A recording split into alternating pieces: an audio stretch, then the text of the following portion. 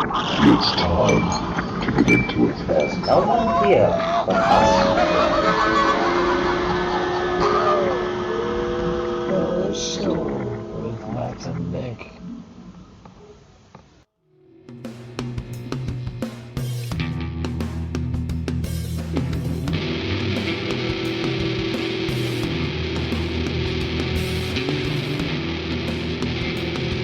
I had to just start it because 6:06. We're doing our Halloween episode here.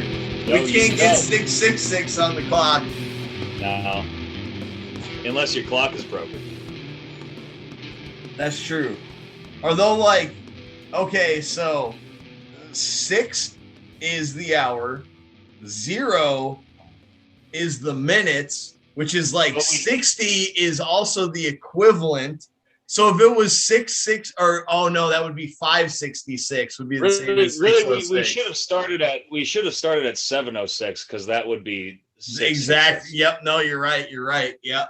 So we'll just pretend that I'm in the West Coast because actually it's 9:06 where you are. But for everybody in Pacific time zone right now, we are starting at 666.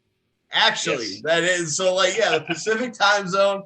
We know you're all heathens out there. We know that that's where everybody worships the devil and fucking, does all your fucking devilish deeds. It's the West Coast. That's why you're all burning. That's why all the wildfires are happening and all of it. It's because it's just hellish out there.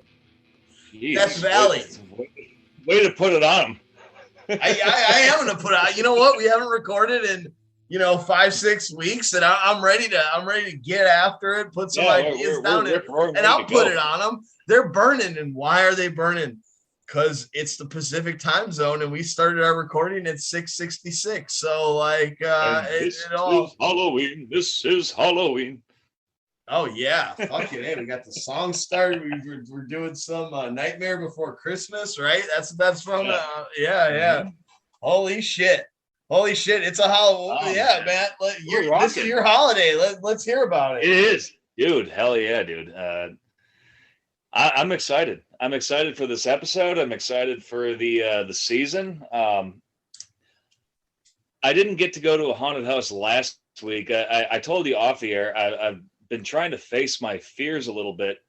When I was a little kid, my dad took me to a haunted house. As much as you know me, I love the spooky stuff. I love scary things, like horror movies and all that kind of thing. I've always been afraid of haunted houses. And this year, I'm trying to finally face that fear and go to. So what I have planned is a good friend of mine and I are going to go to the Wisconsin Fear Grounds. Ooh. Fear the deer. As you can imagine, it has nothing to do with Halloween, but I just felt the need to say it. As you can imagine, that's at the Wisconsin State Fairgrounds, and we're gonna go tomorrow. So I'm looking forward to that. Is that like where they blow up the giant pumpkin like every year? That's where it's the Spirit Halloween pumpkin. Oh shit! Of course. How did I not know that? But yeah. So what? What's this rated, dude? Like, have you looked into how scary it's supposed to be compared to? Apparently, it. As far as I've researched, it's supposed to be like one of the scariest in the state. Damn. Okay, so you're really getting after it. Like, if you're gonna do it, you're going for it. I'm not gonna I'm 27 years old. I'm not gonna go for the kiddie ride. Like, I might as well just dive in. I didn't mean that. I didn't mean that you were gonna go to that county fair ride where it's like the little dragon that goes into the house. I wasn't saying you're going to to that. Yeah, I wasn't saying that. I just meant there are different levels. I believe there's one where it's through a skyscraper, and if you can actually make it all the way to the top, you actually get a prize because it's so frightening. Yeah. There's all kinds of levels here. It's not just kiddie or chop your head off. There's as far as I've seen, there's the children's based ones. Then there's mid-range. Then there's this one that I'm going to go to tomorrow, which is kind of the best you're going to get without signing a waiver. Right. Then I guess the mid-range ones, interestingly enough, aren't they often charity's a weird word to use when you're talking about like about a haunted house. But oftentimes they're like an organization, and they kind of like they get the costumes they can afford, and they're just trying to raise some money. Like that's like the mid-level, right? Yeah. And then the one that I'm talking about is like kind of the best you're gonna get as far as like something you can just go to, pay $30 and go through. I've read about some extreme horror places. $30. Jesus. Yeah, fucking Joe Biden's America. My God. I mean, every Halloween attraction is expensive, but it's for a specific crowd, and we're willing to pay for it. Right. But, I read about one. I don't at this moment remember what it's called. I think it's in Ohio, where like you need to sign a waiver, and it not only are they allowed to touch you, but they're allowed to like chain you inside of a cage and shove rotten eggs in your mouth and all sorts of shit. Like, who wants that? like I'm all for being scared. Like that's no, thank you.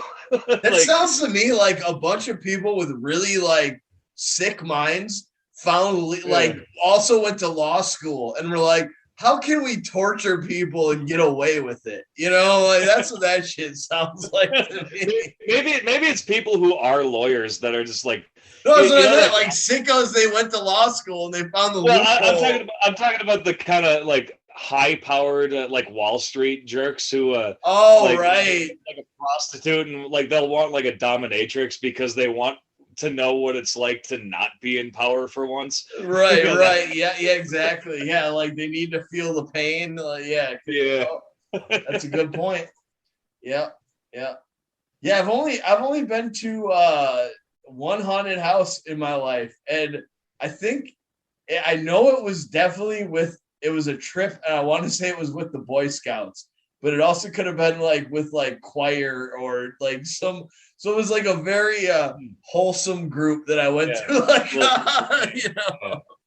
haunted house with. And this is what I want to say, just to like give you like some credit on the or not credit, but just to relate to you on the fear factor side of it is, I was probably like 14. And I think it was the Slaughterhouse in Sheboygan, which has like a small amount of notoriety like about it. Yeah. And I remember I got so freaked out. I like grabbed onto somebody's hand who I didn't know who they were. And they like turned around like, what the fuck is wrong with you? Well, yeah, and like I totally get that though, because I told you before how I was taken to one of those things way too young. Like as much as I love horror things, I'm very easily scared in real life. Like I scare very easily. Like I'm very easily startled. So like even when I watch if the boundary is broken between like watching a horror movie or somebody play a horror game, like if I'm watching like a let's play of someone playing a Silent Hill video game, like if something's happening where it's really intense, like I'm sitting here on my couch like, oh shit, fuck, like way different than a movie. Like I couldn't even get through the PlayStation Silent Hill demo when I was a kid. Yeah, like I just had the demo, and it was just the chick walking through the fog, going into like little buildings, like discovering things or whatever. There wasn't anything even that scary, but that game is so brilliant. And they like build the intensity of so much.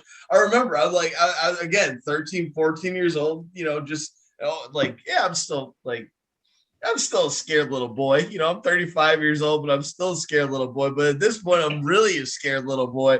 And I can't even get through 5 minutes of the demo of fucking Silent Hill.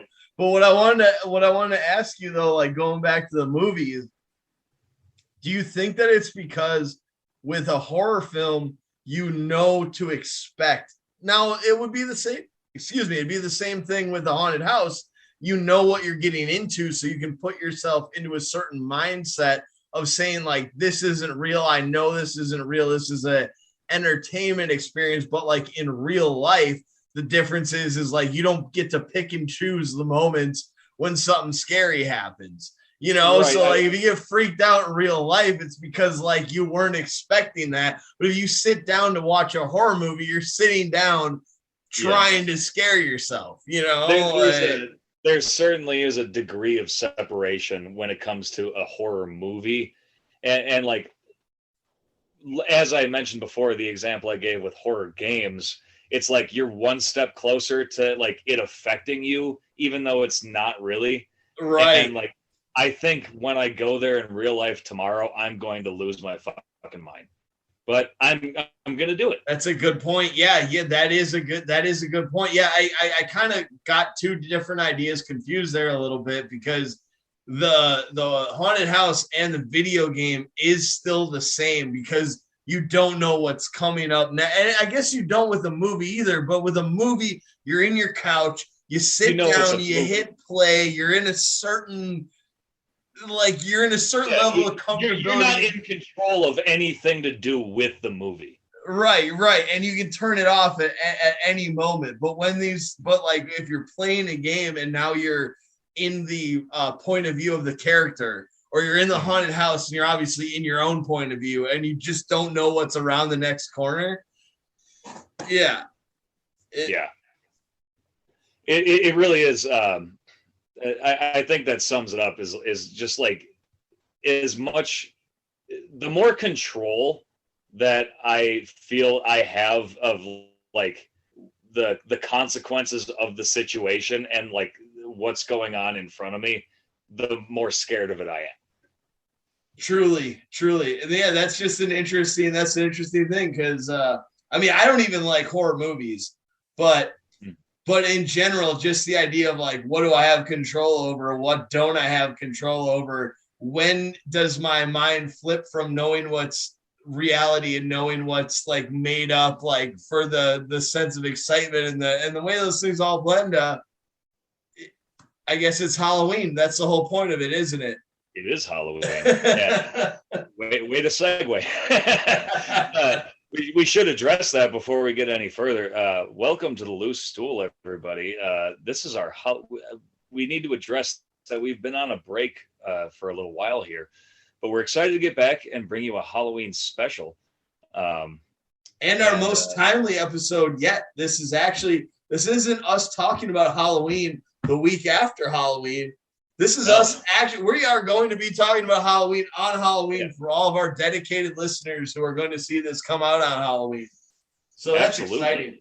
And I don't know why I'm saying that, because anybody who's listening to this already knows that.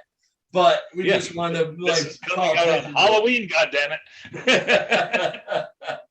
And here's our sounds. We got to get going. Yeah, that's right. We do have a big production. We got a big opening here. So here we go. You ready? Yep. Got a DJ Matt. No, what did I call me on Twitter? Fucking DJ Ghost Dick. I don't know. Fucking, it doesn't matter. Anyway. I think Ghost Dick sounds appropriate.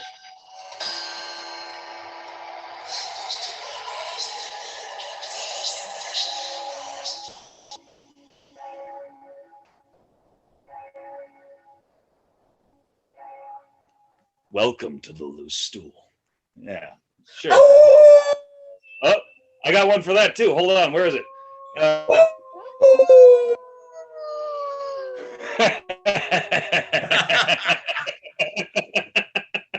Was that really in there? Yeah. I sounded. I got a whole bunch of them, man. I sounded almost just like that. Wow.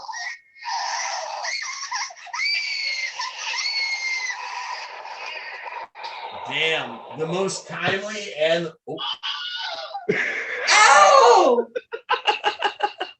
I just love that the Wilhelm scream. The Wilhelm at the end. Yeah, it wasn't actually the Wilhelm, but I knew what you're going for. Yeah, it was. Hold on, listen again. No, the Wilhelm goes longer than that. I think you're thinking of the. No, I'm thinking of the. Like it has like, maybe that was just the first like 3/4 of the Wilhelm. There's more carry out of it. Like it's more like him falling down a canyon. It ended too abruptly is what I think, but I could be wrong.